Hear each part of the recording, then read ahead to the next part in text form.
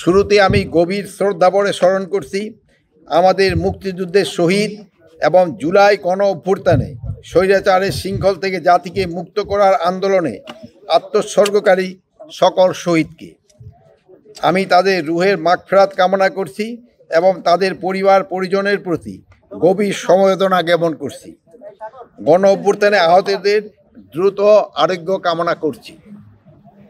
জুলাই গণ অভ্যুত্থান ও তারুণ্যের উৎসব 2025 উদযাপন উপলক্ষে পদ্মা সেতুর উভয় প্রান্তে মুরাল চত্বরে জুলাই বিপ্লবের বীরত্ব ও আত্মত্যাগের মূল উপজীব্য করে ঐতিহাসিক ঘটনাকে স্মরণীয় করে রাখার উদ্দেশ্যে মাননীয় উপদেষ্টা সড়ক ও পরিবহন ও সেতু মন্ত্রণালয়ের নির্দেশনায় এবং মাননীয় উপদেষ্টা সাংস্কৃতিক বিষয় মন্ত্রণালয়ের পরামর্শ অনুযায়ী গ্রাফিতি অঙ্কন করা হয়েছে।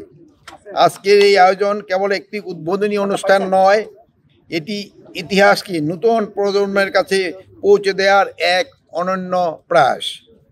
জুলাই বীরত্ব ও জুলাই আত্মত্যাগ নামের গ্রাফিতি আমাদের মনে করিয়ে দেবে স্বাধীনতা ও গণতন্ত্রের জন্য তরুণ সমাজ কীভাবে আত্মত্যাগের নজির স্থাপন করেছিল।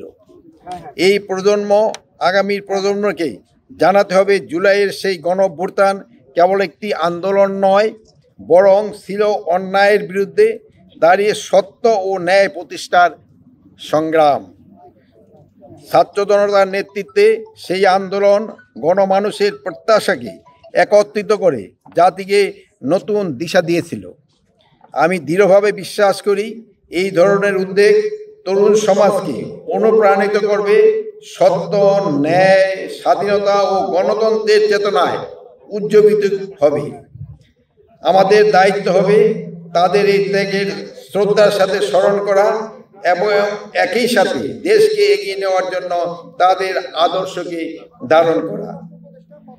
জুলাই বীরত্ব, জুলাই আত্মত্যাগের গ্রাফিতি বাস্তবায়নের জন্য মাননীয় উপদেষ্টা সড়ক পরিবহন সেতু মন্ত্রণালয়ের মাননীয় উপদেষ্টা সাংস্কৃতিক মন্ত্রণালয়ের সেতু বিভাগ, বাংলাদেশ সেতু কর্তৃপক্ষ, গ্রাফিতি অঙ্কের শিল্পীদের প্রতি আন্তরিক কৃতজ্ঞতা জানাই।